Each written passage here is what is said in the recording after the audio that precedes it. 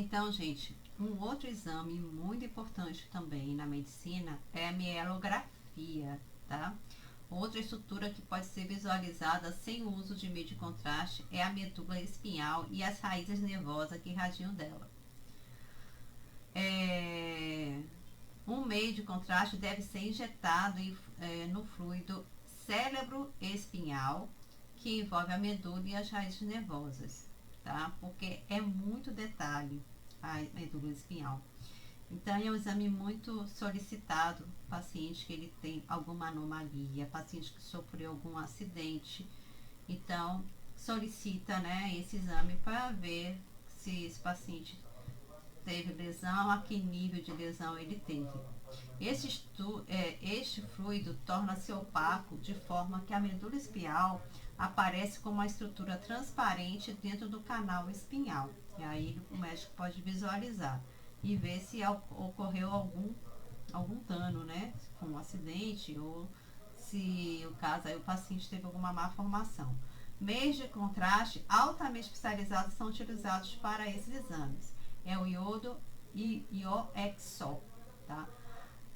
Eu coloquei nesses slides, vocês vão ver em seguida, outros tipos de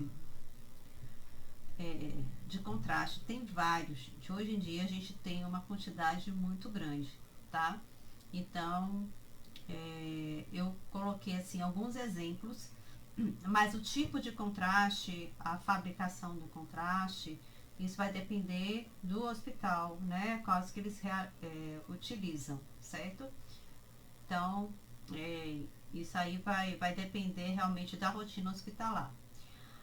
A mielografia que a gente está falando não é um exame que necessita do contraste, né? A mielografia é realizada para detectar várias lesões que podem estar presentes dentro do canal espinhal e pode estar salientando-se para o interior do canal. Essas lesões incluem mais comumente tumores cancerógenos ou benignos, cistos, núcleo pulposo herniano. Então, assim, uma patologia, no caso, né? Que de tipos de câncer também pode ser detectado através desse exame.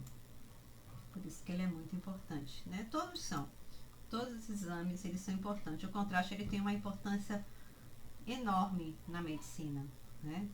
Cerca de 30% dos exames radiológicos empregam os meios de contraste artificiais. Trata-se dos órgãos cavitários que não contrastam com os tecidos envolventes, então necessita de um contraste para poder visualizar.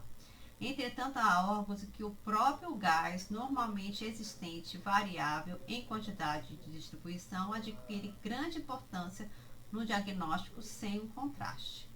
Tá? Isso ocorre porque o próprio gás constitui um meio de contraste natural. Então, o gás, né, ele tem uma ação de contraste natural e que muitas vezes é aproveitado em alguns exames, tá? Que eu tenho alguns exemplos aqui para vocês também. Tipo e meio de contraste. Então, a gente tem o meio de contraste negativo. É quando se utiliza o ar ou o dióxido de carbono, os quais, em razão da sua constituição química, não absorve a radiação X. Então, isso que vai fazer o contraste, tá?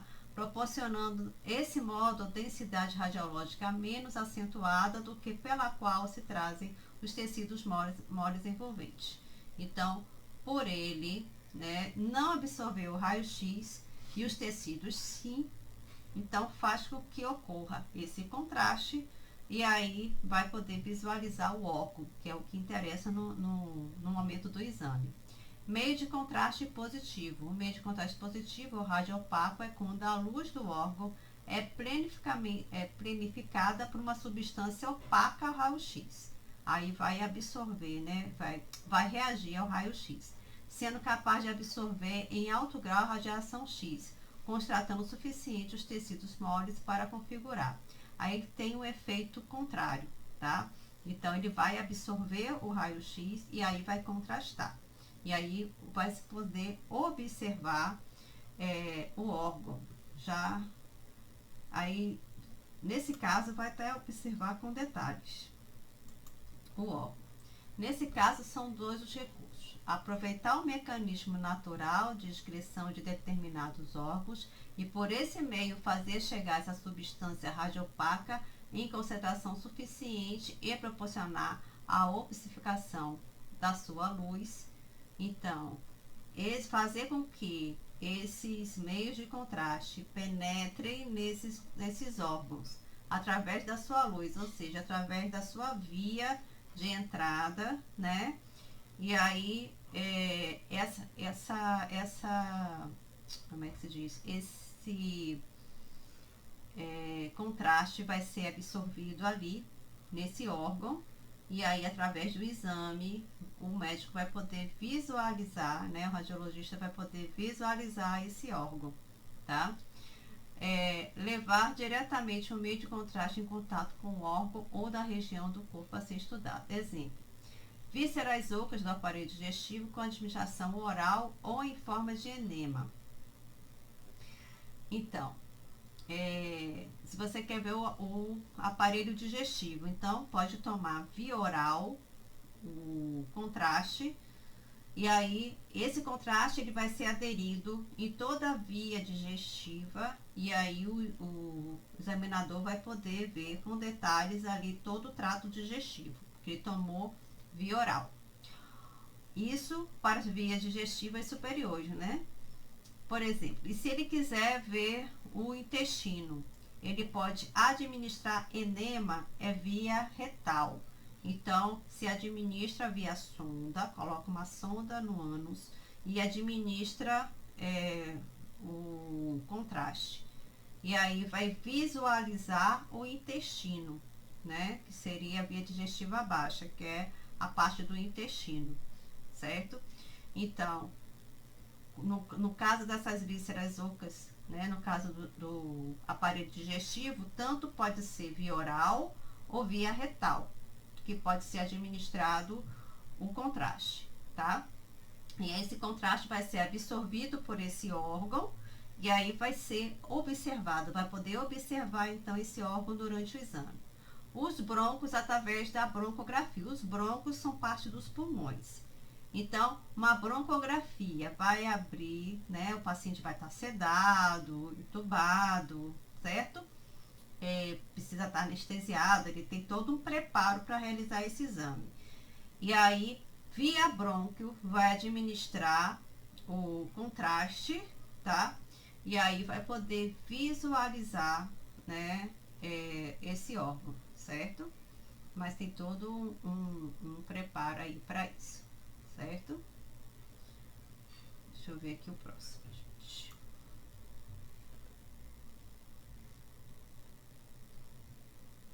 Os coração, né? Os vasos com a angiocardiografia, então vai administrar via venosa. Sistema excretor através da pielografia, que aí pode realizar o contraste através de um exame que vai chegar até as vias urinárias, tá?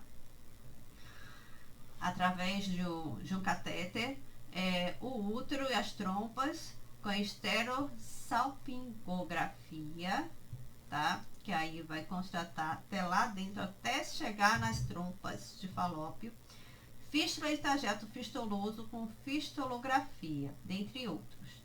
Fístula geralmente é uma anormalidade que ocorre em vários órgãos, tá? Às vezes a criança já nasce com uma fístula, que é a junção, vamos dizer, de dois órgãos, certo?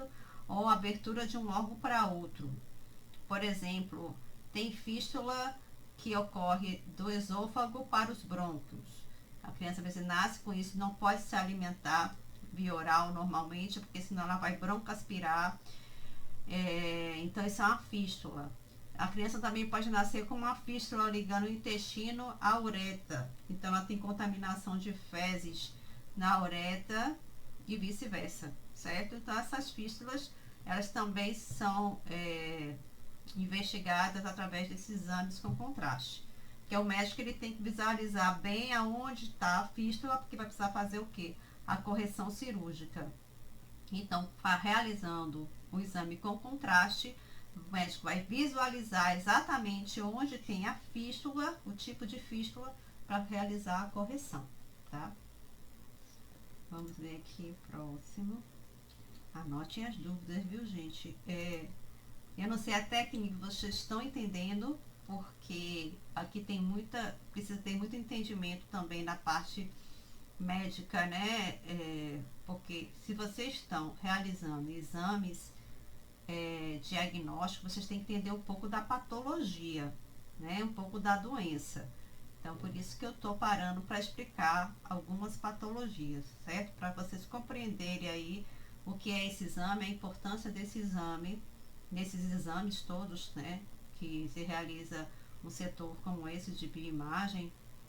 Então, para vocês entenderem, vocês têm que saber um pouquinho da patologia. Então, se não souberem o que eu estou falando aqui, anotem direitinho para a gente estar discutindo em sala de aula. Podem perguntar, viu?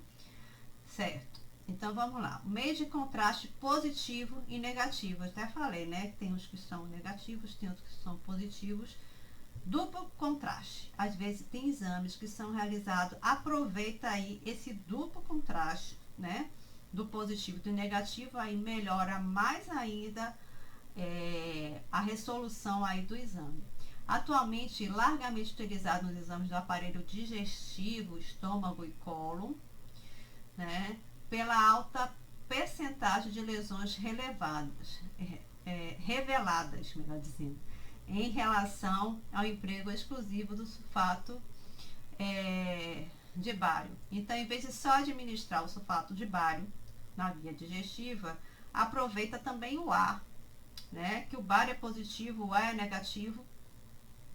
E aí, com esses contrastes, visualizar melhor ainda. Porque, assim, são vários tipos de lesões que podem ocorrer tanto na via digestiva superior, que é até o estômago, como na via digestiva inferior, né?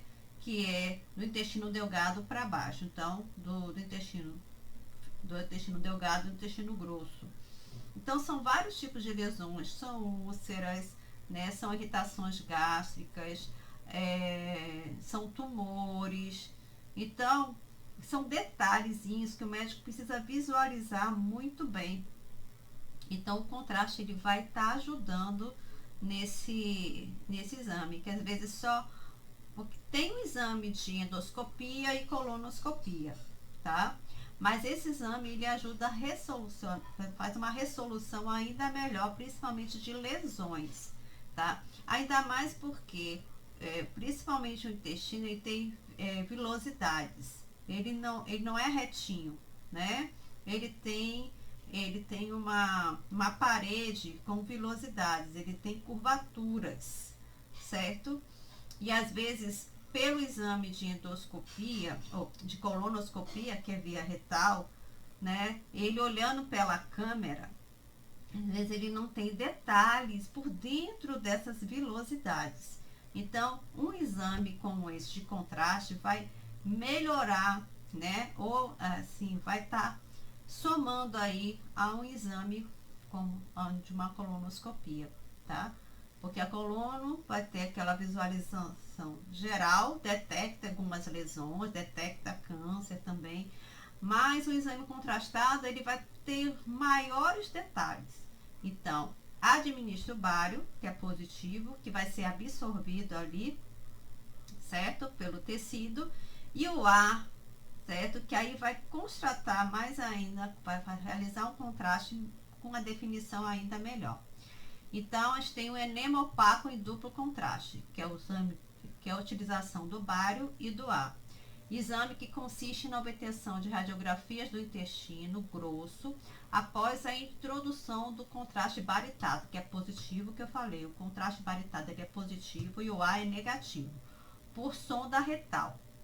Para a realização desse exame é necessário introduzir um pequeno tubo de plástico no reto, através do qual será introduzido o produto de contraste e o ar e distender o intestino, certo? E aí vai ser um exame que o médico vai poder detectar diversas anormalidades, certo? É um exame que o paciente vai estar, gente, sedado, ele não vai sentir esse exame, né? Nem poderia, que aqui seria muito traumático, né? Então, é um exame que o paciente ele vai estar sedado. Tem todo um preparo para esse exame. Qual é o preparo? Então, o preparo, ele é realizado pela equipe de enfermagem, né, prescrito pelo médico e administrado laxantes. Então, provoca uma diarreia no paciente até que as fezes fiquem igual a urina, saia só um líquidozinho amarelo, tá? Sinal de que limpou todo o intestino. Aí sim o intestino vai estar preparado para a realização desse exame, né? Que não pode ter nenhum vestígio de fezes, não precisa limpar o intestino para a administração, para a realização, que eu digo, nesse exame, certo? Então vamos lá, continuando. Meios de contraste radiopacos. Subdivide em inorgânicos e orgânicos. Entre os compostos inorgânicos, o único utilizado é o sulfato de bário, tá? Insolúvel. A gente tem no mercado Celobar, Gastrobar, Neobar. Tudo vai depender do hospital, certo? Da rotina do hospital, qual que vai ser utilizado. Aos preparos à base de sulfato de bário, associa-se hoje metilcelulose. Por quê? Com a finalidade de promover a melhor aderência de meio de contraste ao relevo mucoso dos órgãos do aparelho digestivo e obter excelente relevografia. Então, essa metilcelulose melhora aí a absorção desse contraste, tá? Que é a base de bário, e aí visualiza melhor o órgão, tá? A parede desses órgãos, as vilosidades desses órgãos. Lembra que eu falei, principalmente o intestino, ele tem umas vilosidades. E essas vilosidades são melhores observadas se tiverem o contraste, né? Os orgânicos são compostos iodados solúveis, compreendem lipossolúveis, ou seja, diluídos em gorduras, né? Melhor absorvido em gorduras, e os hidrossolúveis, que são diluídos em água, tá? Tudo que é lipo se refere à gordura, tudo que é hidro se refere à água, a líquido aquoso. É bom vocês saberem disso, porque quando a gente compreende como é composta a palavra, a gente compreende muita coisa, principalmente dentro da medicina, tá? Então, tem os prefixos, os sufixos, que a gente, às vezes a gente nunca ouviu a palavra, mas conhece o prefixo, conhece o sufixo, aí a gente tem, então, a conclusão do que seria. Isso ajuda a compreender muita coisa dentro de medicina, né? Dos termos científicos. Então, os meios de contraste solúveis, representados por compostos orgânicos iodados. São duas espécies, o lipossolúveis e o hidrossolúveis, que eu falei, né? Os hipossolúveis, o primeiro produzido e o mais difundido é o lipodol, o LaFi, que é utilizada na exploração do canal raquidiano, através da mielografia. Desde 1921, né, que é utilizado esse composto, né, à base de iodo, nesse exame de mielografia.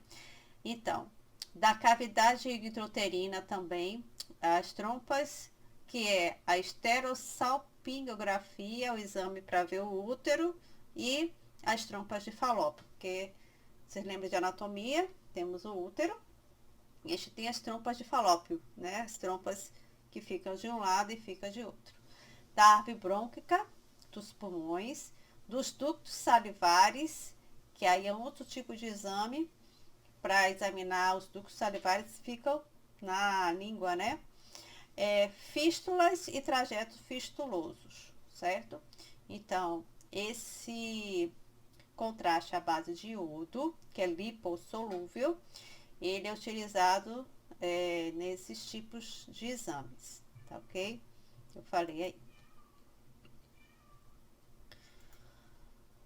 Os lipídoos apresentam boa tolerabilidade, porém podem apresentar possíveis efeitos da natureza cáustica, tóxica, alérgica e mecânica. Então, eles podem causar alguma lesão, tá? por ele ter esse efeito cáustico tóxico, né? O iodo sempre tem um cuidado com o iodo, porque como ele é absorvido, né, em parte pelo organismo, o paciente pode ter diversos efeitos colaterais. Dentre outros óleos iodados possíveis de se encontrar em uso estão o etiodol e o Pantac, tá? São esses contrastes iodados lipossolúveis. E temos os hidrossolúveis. O emprego do meio de contrastes hidrossolúveis iniciou-se a partir de 1924 com Graham, Kohler e Routry, que obtiveram a opacificação da bile. A bile é uma secreção que é produzida no fígado. Não sei se vocês já estudaram sobre isso. Então, o fígado ele produz a bile. Essa bile ela é estocada na vesícula biliar, tá? E essa bile ela é eliminada através do ducto que liga a vesícula biliar ao intestino delgado e serve para digerir gorduras. Então contém enzimas digestivas. Então para isso que é utilizada a bile. A bile também quando a pessoa começa a vomitar muito, já não tem mais nada no estômago, essa bile, pela força que o paciente faz para vomitar, ela sai do intestino delgado, a primeira porção do intestino delgado, que é o duodeno, para o estômago e a pessoa acaba vomitando bile, que a gente fala que é amargo como fel, né? Popularmente.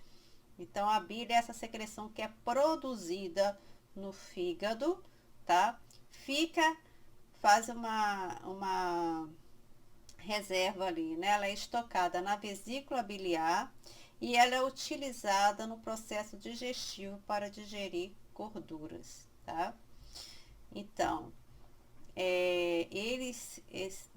em 1824 obtiveram a opacificação da bile depois da vesícula com a administração de um composto orgânico iodado hidrossolúvel. Aí a substância que é tetraiodo fenol fetalaína, é um palavrão, né? Tendo antes empregado o feniltaleína. Então, são o nome aí das substâncias aí, trava-língua, à base de iodo, tá? Que foram utilizadas aí por esses pesquisadores. Os pesquisadores, sempre em busca de meio de contraste com menor toxicidade e grau maior de opacidade, surgiram meios de contraste para estudo da vesícula biliar à base dos derivados de ácido propiônico, que são 2 átomos de iodo com 52% de iodo em peso.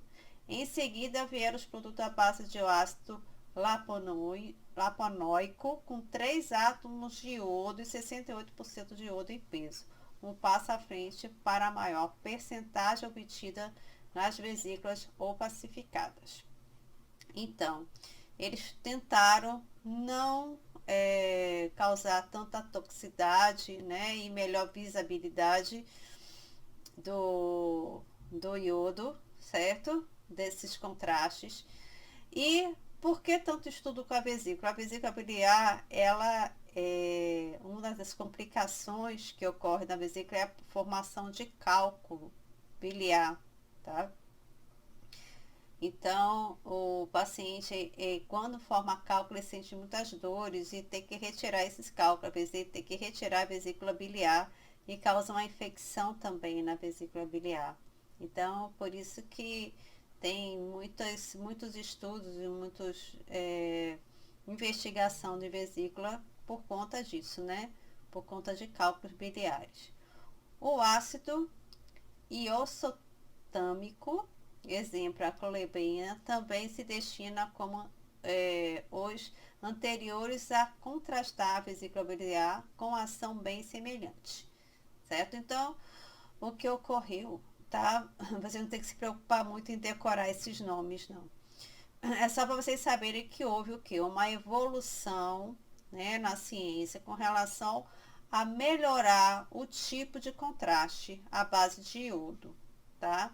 Para que o paciente não tenha muito efeito colateral, que se realize logo o exame, que seja um exame rápido, né, com menor toxicidade, certo? E melhor eficiência. Então, isso aí foi algo que foi evoluindo e conseguiram melhores contrastes, tá? Para não causar muitos danos aí, efeitos colaterais ao paciente.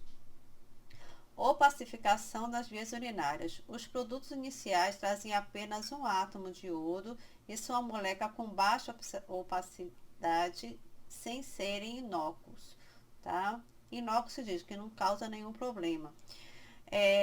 Seguram-se derivados com... Seguiram-se, né? Também foi a mesma evolução. Eles foram aprimorando essa questão da evolução do contraste à base de iodo também nas vias urinárias, porque antes tinham poucos átomos de iodo, então não contrastava muito bem, né? E aí eles foram conseguindo soluções de contraste com maior opacidade, ou seja, que ficassem mais opacos, mais visíveis e com baixa toxicidade, tá? Então isso é algo que foi evoluindo. Então, hoje em dia a gente tem uns que são, tem um contraste que é o trio iodado, certo? Que é mais que o maior concentrado. Então tem o Uramiron, tudo para realização de vias urinárias, tá? Uramiron, Vasoflix 3 e Telebrix, tá? O mais recente é o Corai 400, que contém 400 gramas de iodo. Pelo alto teor de iodo, aliado à baixa viscosidade, que é aquoso, tem ampla indicação nos exames radiológicos contrastados habituais, tá? Então, ele tem uma alta concentração e baixa toxicidade, que é esse o objetivo dos contrastes, tá? Tem um objetivo aí de contrastar muito bem, sem causar os efeitos colaterais e danos aos pacientes. Então, isso foi algo que ocorreu, que foi uma evolução, né, nos exames de bioimagem, certo? Então, pronto, gente. Eu termino a aula de hoje, vocês, e aí anotem as dúvidas, tá? Eu quero ressaltar que vocês não precisam decorar esses nomes, porque assim, o tipo de contraste pode variar de um hospital para outro, tá? O tipo de contraste que eles podem estar utilizando, mas o objetivo aqui foi vocês saberem quais são os exames que usa, como esse contraste age e que houve uma evolução, tá? Para chegar ao nível de contraste que fosse bem eficiente, né? Que desse para observar bem o órgão e sem causar danos ao paciente, com o menor risco aí de efeitos colaterais, tá? Então pronto. Qualquer dúvida, vocês vão anotando e a gente discute na aula, viu? Tchauzinho para vocês, até daqui a pouco.